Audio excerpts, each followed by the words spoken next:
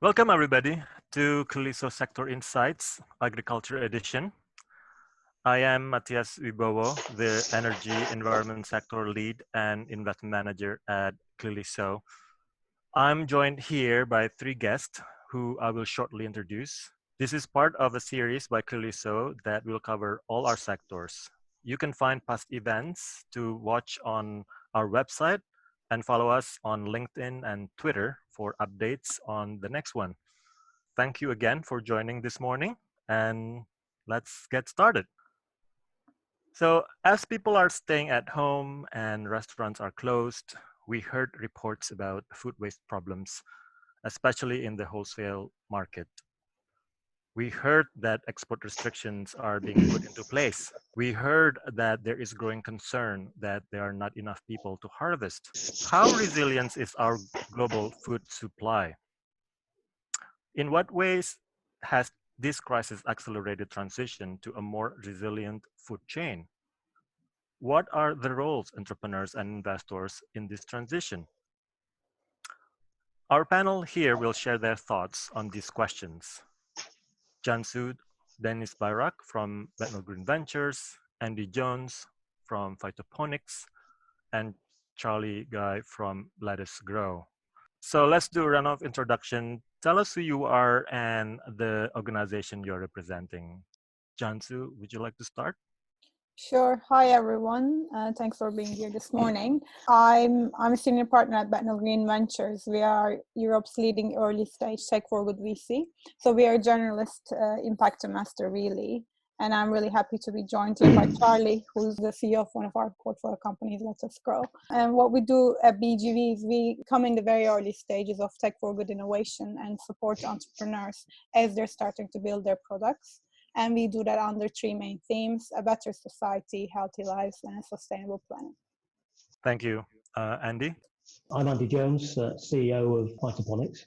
We work in the hydroponics sector, which I'm sure many of you already know, but growing plants for food in essentially water-enriched nutrients. It's actually not something new. It's been around in various guises for thousands of years.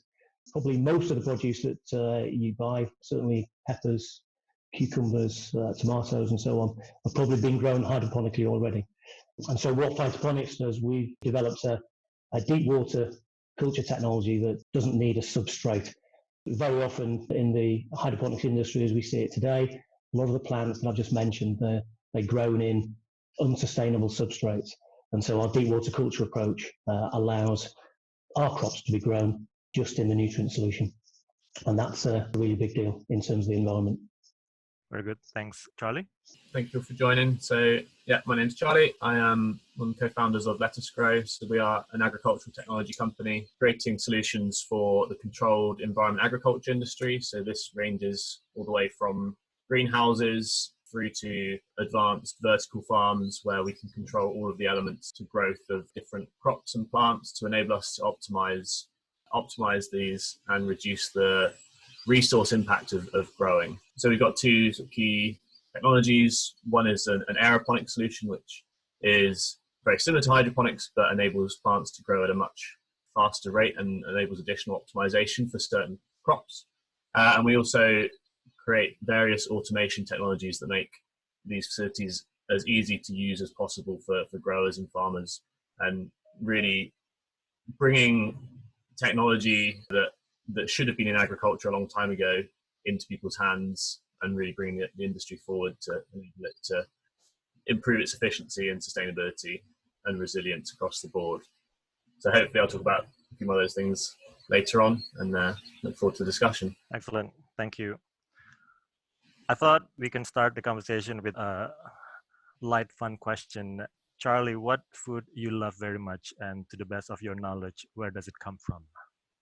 Oh, good question. I think Andy might like the answer to this. I'm a big fan of tomatoes and how much they vary as a crop. The taste you can get, the way that they're grown can also vary quite dramatically as well, whether they're sun-kissed from the southern tip of Spain or grown in controlled environment greenhouses in Holland.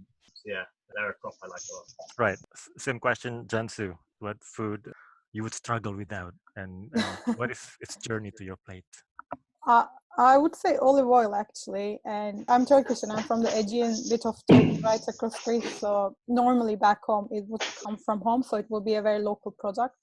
And I guess in the UK, the ones I tend to favor are usually either Greek or Italian, I would say. Right, right. And Andy, how about you? What is your favorite, and how far does it travel? Well, my favourite food group is clearly the most important one, which is curry. But within that, the ingredient would have to be the chili. I grow lots of my own chilies. I think originally they came from South America, Central America, but they pretty much grow anywhere that's warm and has got sunlight. And that includes my glass house, just a few meters away from where I am. Right, right. So it's no secret that our food travels globally. Charlie, how complex and far-reaching are our global food supply chains? I guess they're a lot more complex than most people tend to realize, and that's something which I've been learning more and more through our journey with LettUs Grow, and as our awareness grows of the industry, and it's really been highlighted recently. So global food for me sort of flows around in a system, much like, I guess, water down pipes, and we've got various stores around the world and mechanisms for moving that, whether that's through freight or ships or planes, and then we sort of hold food in certain places as well in distribution centers. And I think it's been quite apparent recently how this network can be interrupted when we take out one of those key elements, for example, planes, and it only highlights it at that point. And it's very much a delicate system where you've got countries that are balancing their imports and exports, and it's all sort of, I guess, quite highly strung. The best way to sort of see how global our food chains are is just to look around your local supermarket and look at the labels on the shelves of where things have come from, especially this time of year with fresh produce, where it's not an ideal time to be growing in the UK. How have we ended up with this complex global food supply chain, Andy? This might be a cliche question. What happened to locally? We ended up with the complex supply chain that we've got, I suppose, partly as a consequence of, to some extent, globalization and also comparative advantage. Some areas have tended to specialize in certain crops. I think that's come about, however, because there's a lot of economic externalities that are not included, in the price. The transport, carbon that's reflected in that probably isn't reflected in the price.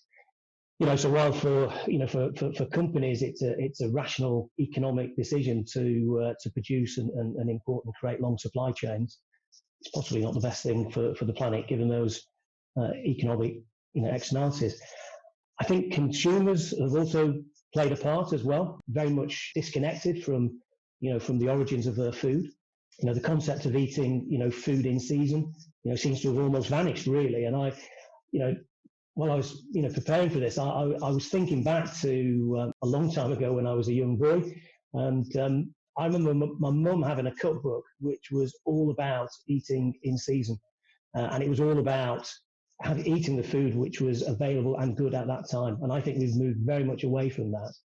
Now most kitchens, including my own, has probably got at least 4 Jamie Oliver books. And I'm sure that many of us have made a sort of last-minute trip before dinner party to get an essential ingredient, which has probably no doubt been air freighted, from Kenya or somewhere, a long-haul flight. So yeah, I think that's how we've ended up in this situation, really. And the upshot of it is that supply chains have become longer, they become more complex, focused on speed and efficiency, and they rely really heavily on just-in-time and buy-to-order arrangements, and that means that they're going to be vulnerable to disruption. Right. Charlie, do you have something to add to that? Andy's covered the main areas there. I guess, the eternal summer that we all believe exists now, that's driven by supermarkets' ability to have this unbelievable range of products on our shelves at all times. It's only when these get taken away that we realize how far things have traveled together, and the efforts that have gone into producing them, which aren't, as Andy said, reflected in the price. It's worth noting that when we think about the supermarkets, they have a huge impact on how these supply chains have been set up, and it's mainly come from the growth of supermarkets that this resilience has actually been taken away in many ways, because in the UK, I think it's around 90% of our groceries come from the top 8 supermarkets. So 90% of the food that we buy goes through those chains. And that, when you think about resilience, leads to a very narrow distribution of supply. Right, right. And if you see the UK as context here, compared to other countries, how dependent is the UK on food imports, Charlie? Massively. In the UK, it's over 60% of our land is dedicated to agriculture, but the trade imbalances that we have in things like fresh produce are just so stark. I think the only sort of agricultural or food production category that we export more than we import is beverages, and that's driven by whiskey production. So when you look at fresh produce, we export about 10% compared to how much we import.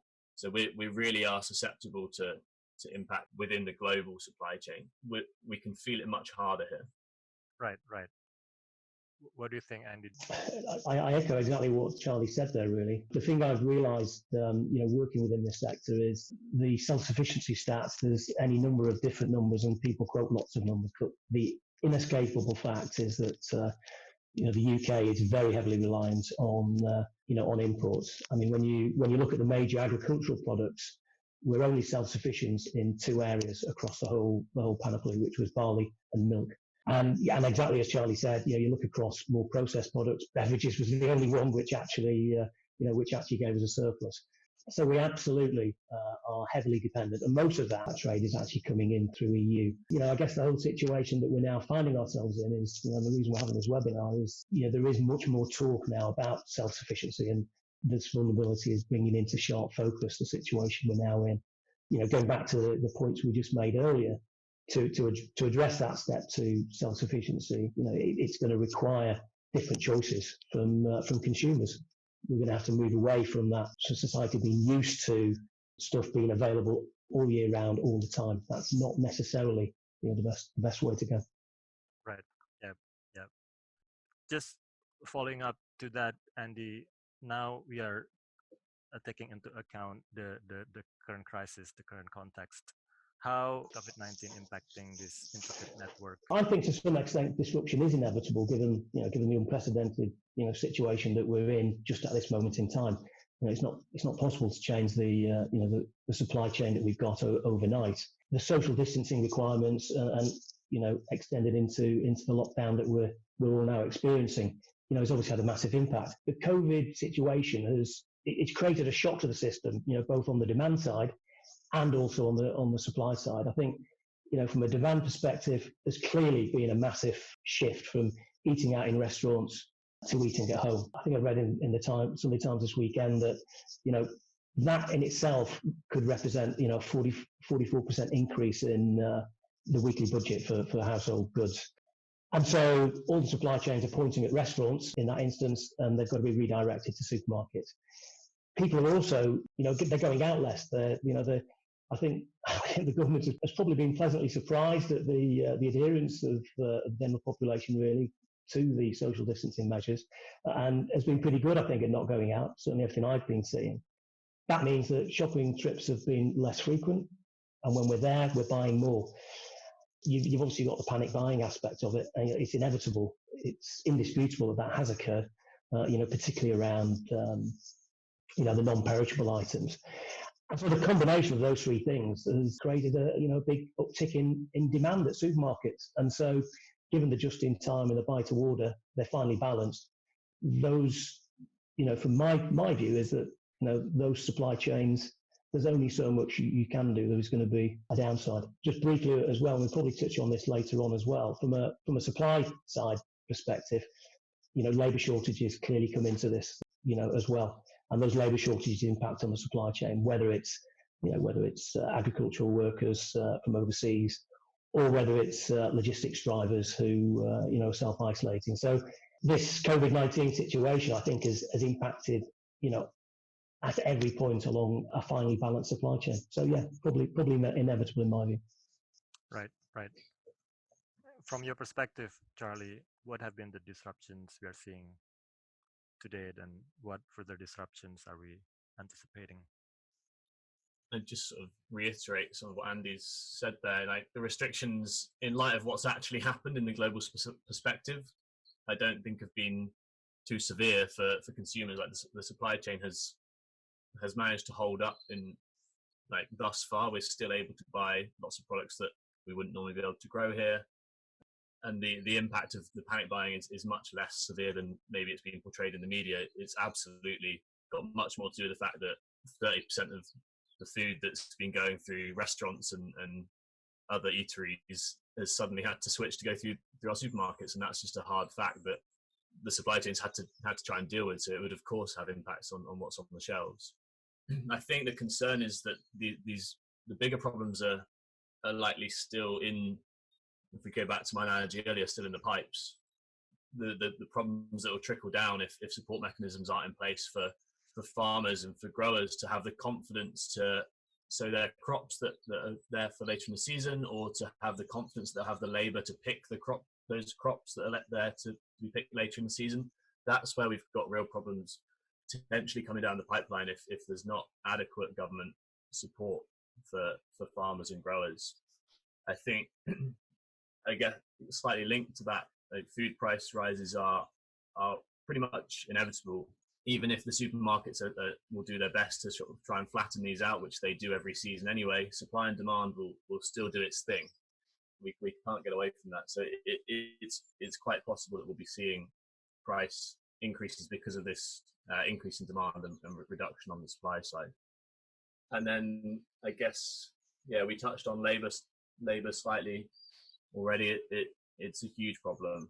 But in fact, that most of the labor in the UK, that people that pick our fruit, skilled workers that come here are not from the UK. I think last year it was 98% of fruit pickers were not from the UK. So there's this huge hidden part of the workforce which generally isn't seen by people who just buy from the supermarket, because we don't understand the efforts that go into producing our food. So the fact that labour has been restricted, free movement of people, again by airlines not operating, is like to have very significant impacts on production. Right. So taking into account or considering those various problems and challenges, are importer countries more vulnerable to these disruptions? Yeah, absolutely. I mean, we're, as an island, we're quite vulnerable in terms of getting, like most people tend to fly to the UK, so there's that level of vulnerability. But we've also got to look at Italy and Spain and some of the big sort of fruit baskets of Europe, who also have this issue where most of the labour is migrant labour. So if they're also having these problems, then we've got sort of that knock-on in the chain where people can't get the labour and then we can't import the produce. So you can see how these things move up the supply chain. Right. And if we set aside the COVID-19 crisis, what are the pre-existing problems in the food supply chain that make it very brittle? Charlie, would you like to start on that? We touched on this slightly already, and it's mainly driven by the narrow band of purchasers in the supply chain. Like with more and more of our produce and food going through the supermarket chain, it just reduces the choice and therefore the distribution in terms of the numbers of buyers and numbers of sellers. So as the supermarkets drive for lower costs and greater efficiencies, it drives for farms to get bigger, which leads to fewer farms in total, because to get the economies of scale to meet those prices, we're just having to have bigger and bigger farms. So this means that there's less choice for everyone in the market, and that lack of choice is what leads to a certain level of brittleness, as you say. Thank you. So maybe this is a good point to start thinking about solutions, and let's brainstorm on that, because essentially, right, every crisis is an opportunity to improve sustainability, even if that means in this case simply to rethink what we eat. What changes have we seen in consumers' thinking and purchasing behavior around food, Andy? There is an awakening which is starting to happen, within consumers. I mean, we, as Charlie does as well, we work closely with supermarkets, we work closely with growers, and the supermarkets ultimately are the They need to be the voice of their consumer. I think when you start to look at what's happening in the media these days, there is more interest about the origins of food and where it's come from, the journey that it's been on. I think what you realise as well with the supply chains that we've got, the long supply chains that we've got, you realise that food usually spends 50% of its total life in transit, and that is having an impact on quality, just in terms of flavour and taste. Charlie mentioned earlier on, the tomatoes, they never taste better than when they've just been picked, because they're at the sweetest there. And so, the longer supply chains we get have been compromising quality. And I think you're starting to see, more discerning consumers actually say, well, it's not just about the price. Actually, the quality is quite important here, because you can get tomatoes, going back to that have been picked probably orange/green, so that they ripen in the supply chain, but they're just not as sweet as they should be. I think you're starting to see consumers cotton onto that and look at the quality a little bit more. And I think that I think there are opportunities to have your cake and eat it, so to speak. So there's no reason why some of those crops can't be grown in the UK, and we have the the flavour and the taste. And I think there are both of our organisations, Charles and mine, are working towards making that possible. Right. Yeah. We've been using this phrase, food resilience. Question to you, Charlie. What does food chain resilience mean? For a simple sounding question, it's probably got quite a complex answer. For me, it's around reducing impacts on the supply chain from unexpected shocks, and whether these are environmental shocks or, as we've got now with health shocks, which some people saw coming, but we didn't see coming as the general public. These shocks are likely to become more and more frequent, especially when we look at the environmental ones. So a resilient supply chain needs to be able to reduce the effect of these shocks on getting food from our farms all the way through to our forks, and it has to go all the way along that supply chain. We have to build in resilient steps, whether it's the means of growing, which is where Andy and myself, it's where our work focuses, through to the logistics in that, all the way through to the means of actually accessing that produce as well. So it has to cover the production, the cold chain and the supply chain, which we touched on its importance, and also the distribution networks as well, so that we've got a much more distributed system. Right. Yeah. And I'm reading the questions from the audience. So there is one that probably we can address now. How much do you think about what's happening to our supply chain due to COVID-19 was going to happen anyway due to Brexit? Andy, would you like to tackle that question? I think the question is a really good point, actually, and it was one I was going to make in any case. Brexit was already forcing the industry, the produce industry, to consider the opportunities that lay ahead. The simple reality was that the risk of non-agreement at the end of this year, tariffs on imported fresh produce up to 22%, probably somewhere between 50 and 20. That clearly changes the economics, and I've been talking to growers, who have been expanding. I'm aware of other growers in the industry that are looking to expand, and so I think to a certain extent that was happening anyway. I think that COVID just highlights the vulnerability of the supply chain. I suspect it was less the vulnerability of the supply chain which is driving these new opportunities, and more the fact that the economics change when tariffs get introduced. But I do think that that whole piece really does represent a big opportunity for the UK, and it represents an opportunity for the horticulture sector. If we're going to address the self-sufficiency question, consumers are going to have to do their bit in terms of their expectations. But we have to see a large investment in the horticulture sector. And if we're going to do that, I think that gives us an opportunity, because investment in horticultural assets and the means of growing, those assets will probably last, whether it's a vertical farm or controlled environment glasshouse. Those assets and the infrastructure will probably last 20 years. And so there's an opportunity in that investment to sort of leapfrog the competition. And the product that my company Phytoponics have developed, Now, I mentioned earlier that most of the hydroponics that happens for the crops that we're interested in, your tomatoes, your cucumbers and peppers, they're grown in a substrate, and that substrate is either rock wool or coconut coir, and both of those have really big sustainability issues. So if you take rock wool, it's effectively, it is molten basalt rock which is spun into a material that the roots actually grow into, and nutrients is poured over it. And at the end of the growing season, all of that stuff gets thrown away. The other substrate that is commonly used, across Europe is coconut coir, which is the ground husks of coconut shell. Now that comes from the Middle East, and it consumes an inordinate amount of water to wash salt out of it. And there are big sustainability and workforce ethical issues which are cropping up in that area. So rock wool and coir as substrates are a problem. The solution that we brought to the market is deep water culture for those crops like tomatoes, cucumbers and peppers.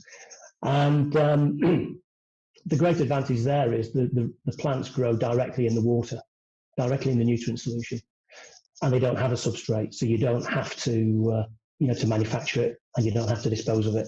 So I think our product can do that at the equivalent cost of ownership of the incumbent technology.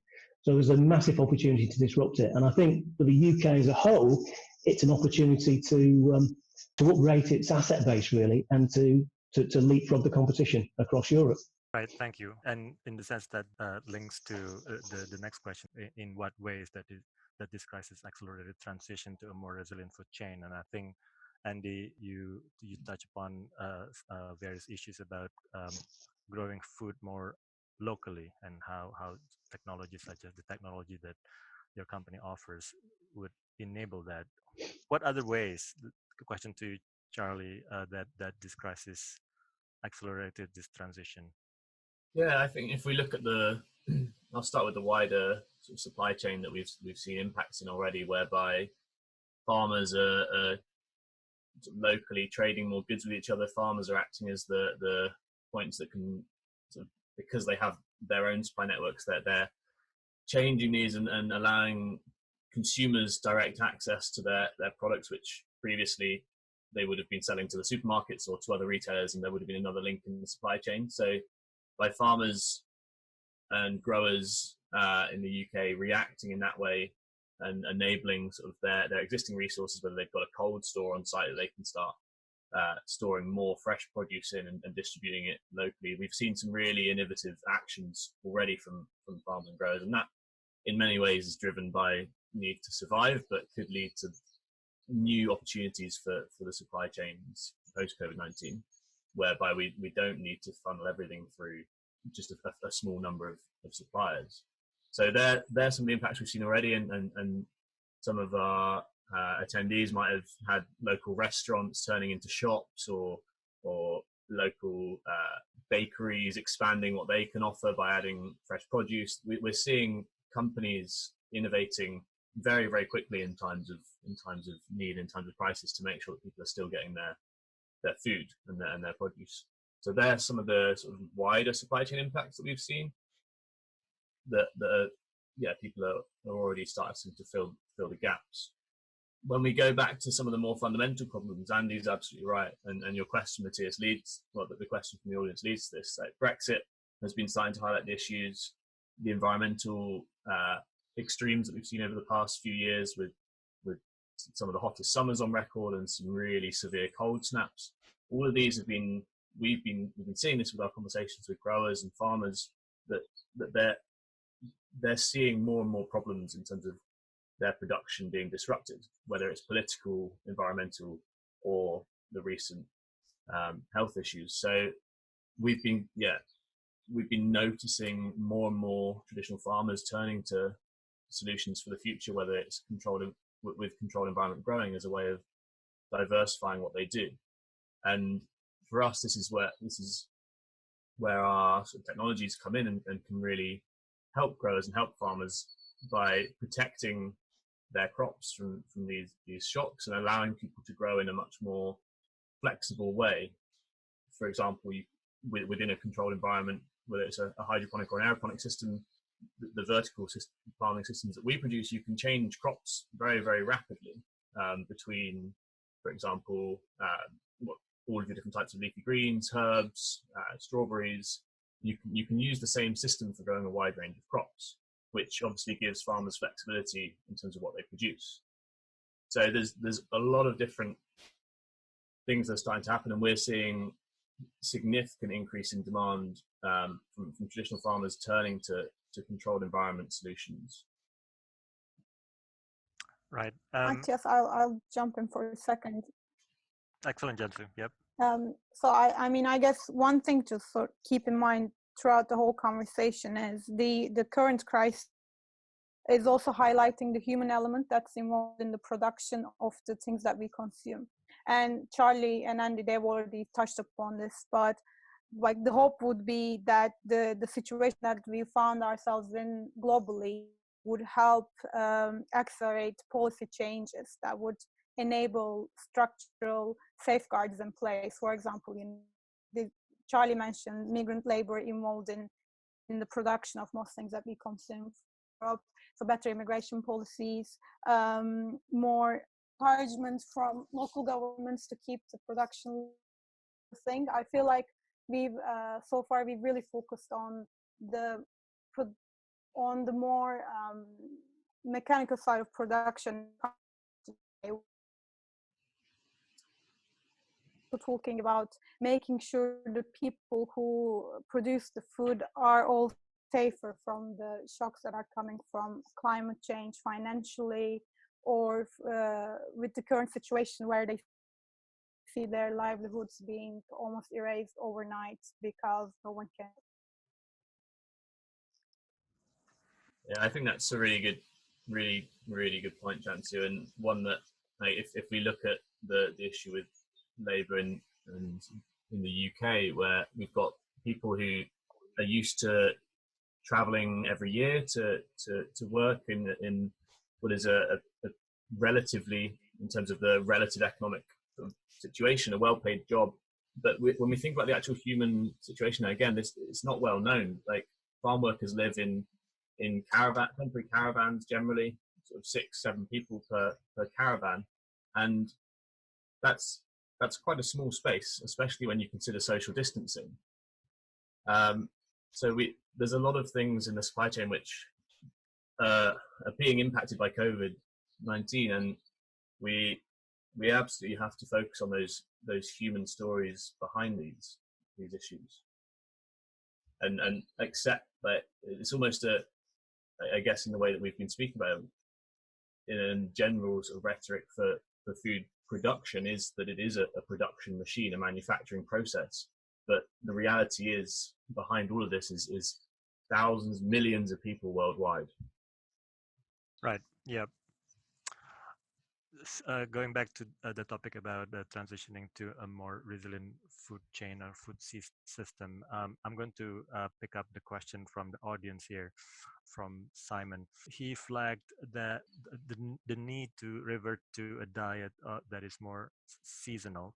Is it realistic to expect consumers to make such fundamental shift in their shopping decisions? And how do you think the industry can actively encourage this shift to consumers? Perhaps I should answer that first, Matthias, and then maybe Charlie will have something to add. But I mean, I think I brought that up at the start. Yeah, it isn't wholly realistic to expect consumers to make that full step. But I think there is evidence that increasingly people are starting to shift back to that more seasonal eating, and I think part of that is because the quality of the food actually changes. I think the industry can do something on the other side of it as well to meet consumers halfway, because there are modern means of growing and production that that mean that you can actually grow some of those products in the UK. Just to give an example of that, in terms of our deep water culture technology, the roots of the plants grow directly in the nutrient solution, not in a solid substrate. And so we're working at the moment with soft fruit growers because most soft fruit production in the UK happens in unheated polythene tunnel type buildings. Some happens in glass houses. What we can actually do with the technology that we've got is we can heat the water, and we can effectively create warmth around that plant in a very cost effective way. The upshot of that is that we can bring forward the harvesting and the growth of the plant by 3 weeks. Now that doesn't sound a lot, but for growers who are, whose margins have been, screwed down by the sort of market power that they don't have, that's a big deal, because in those first 3 weeks they get a disproportionate amount of the total revenue coming in from the total crop. It's what you see with Jersey Royal new potatoes at the start of the season. They're £10 a kilo for the first 2 or 3 weeks. They're very expensive. So if we can work with growers to extend their season, that also helps. And I'm sure Charlie's got similar stories in terms of artificial light and so on and so forth. Yeah, so I guess consumers will change behaviour, but it's often one of those things that it won't change until we have to, and that's what the sort of situation right now is highlighting, that people are extremely flexible. People will change. People will continue to go about their lives and hopefully in a sort of fulfilled and happy way. Everyone's still surviving. Obviously, certain people are more affected than others, and that's where we have work to do on improving accessibility throughout the supply chain. But I do believe that people will adapt, and people will adapt faster if they need to, and they can be encouraged to do so through sort of governmental policy and by bringing solutions to market that enable them and encourage them to adapt. On the year-round supply thing, I mean, that's what we sort of excel in, by being able to control every element of growth. We can grow strawberries over Christmas. We can grow tomatoes all year round. We can do this with fully controlled environment agriculture, and the benefits of this are obviously vast. If you can supply at the same price all the way through the year, providing a stable labour requirement, so that you don't have the seasonality aspect with labour, you don't have the seasonality aspect with pricing, then you can absolutely flatten the pricing curve, so you've got a much more predictable, stable supply. One of the other things that we can do is we can, with sort of more fragile crops and with the availability of more sort of complex data, or not necessarily complex data, but the actual collection of more data over our crops, we can actually slow down and speed up the production times in line with demand. So we can react to issues in the supply chain. We can react to consumer demand and speed up and slow down the growth of more fragile crops.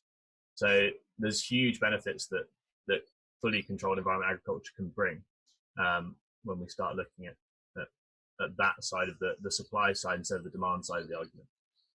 And I guess coming back to the original question, there is one thing that I find interesting as a potential innovation point, is thinking using nourishment as an incentivizing proposition for the producing farmers, basically. So not being incentivized by the pure volume of the produce that you produce, but presume level of nourishment that it provides. And I guess it's not a direct answer to whether that would directly affect consumers' behavior and or choice in wanting to buy something that's more nutritional at the end of the day. But we feel like that's something that would help pull it down to the origins of the supply chain, really. Yes, I agree, Cansu. Just to quickly follow up on that, Cansu, because I appreciate that the uniqueness of this panel is that the panel is actually in the middle of innovation. They have access, either that they are actually doing the innovation themselves, or in the case of you, Cansu, you see hundreds of innovation coming to your desk. So let's talk about, like, in that ecosystem, what are the ideas and solutions that people are working on for or in the UK market? What are the business models that people are kind of trying it out? Cansu. Sure. So I guess from my perspective, I used to work in Internet of Things, and within that space, used to see quite a lot of different propositions around, sensors or anything that really helps improve the productivity.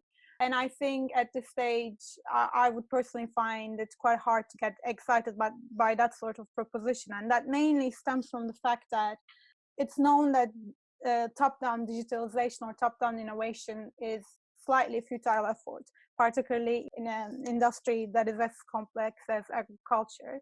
So what really excites me as an investor is really seeing things that are designed not just for the farmers, but with the farmers in a way. So it's really simple, using a little bit of co-design principles, design thinking, and understanding what they actually need. Like if I try to give concrete examples around that, like we're not only talking about the sort of stuff that Charlie and Andy do, which is actual technical innovation in a sense, but also business model innovation. When I talked about the thinking about food resilience in conjunction with the people that actually produce the food, we're also thinking about, for example, new technology that helps with insurance, so that the farmers are shielded from climate crisis effects on if their crops doesn't give any yield, or as ever predictive analysis and data to manage demand and supply, and to help create more sustainable supply chains. These are things that will always be on vogue, I believe. And I guess as we look at the wider picture, tech that supports biodiversity in farming ecosystems is something that's quite interesting to look at, and we will necessarily have to look at once this health crisis is over. I think we'll have to go back to our old crisis that's sort of sidelined at the moment, climate crisis, and we will just have to take a strong step back and decide, which side to take. Like, is it convenience or is it bigger good in a way? Right. Yeah. How about from your perspective, Andy and Charlie? In addition to the innovations that you're working on, what are your peers are working on? Echoing some of the things which Cansu said, I think you started to touch actually, Cansu, on some of the barriers to some of the improvements.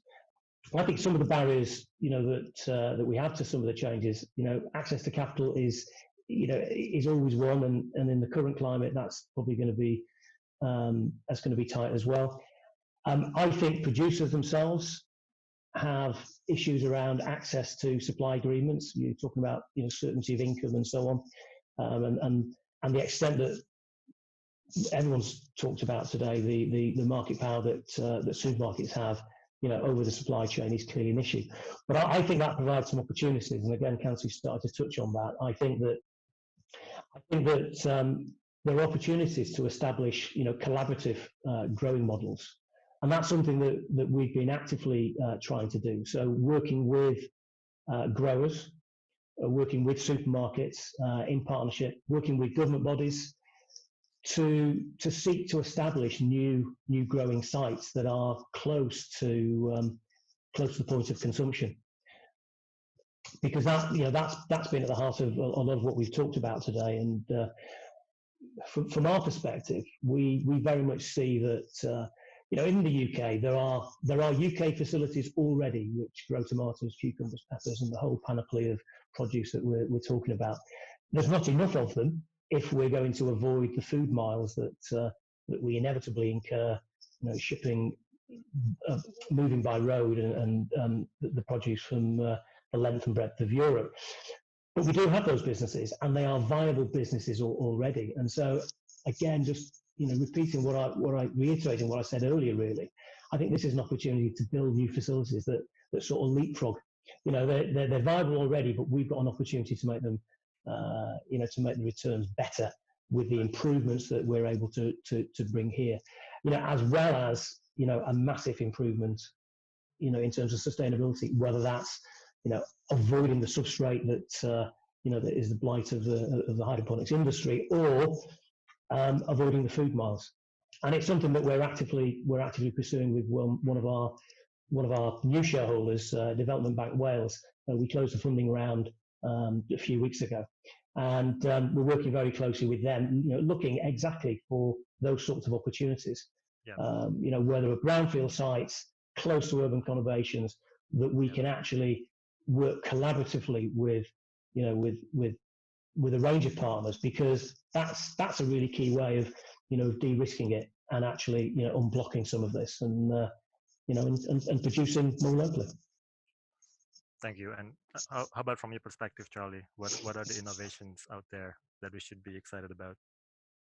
Yeah, I think there's, I mean, such a broad suite of solutions that people are starting to bring in across the whole food supply chain. I guess there's people tackling the food waste side of it, adding value to wasted production and reducing waste, whether that's through automation or data models. I mean, there's food sharing. There's, people will have seen people like Too Good To Go and Olio having impacts at the sort of consumer end of the food sharing and food waste spectrum.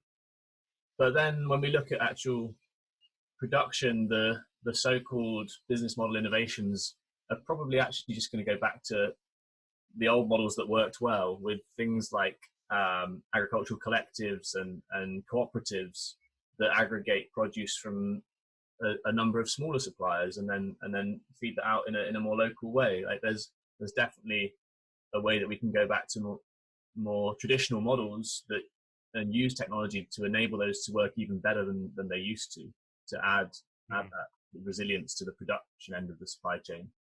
So yeah, there's I guess an initial view. Automation is something which everyone talks about, and whether that's automation of tasks or physical automation, which will probably inevitably come to things like fruit picking, but there's maybe some time to go for that. But there's some really interesting stuff happening in the sort of academic and business world to address those type of issues.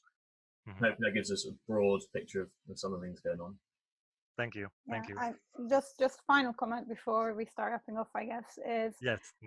Like when we're talking, because this is such a globalized supply chain at the end of the day, when we're looking at potential new solutions, we're also looking at the inclusivity element of them, and like also taking into consideration the fact that the regional realities are starkly different, even when we're talking about producing similar crops. So that's another thing. And I do believe that there are really simple solutions around, for example, disaster preparedness, just by the virtue of making them more accessible by having them in multiple languages is something that would have a big effect.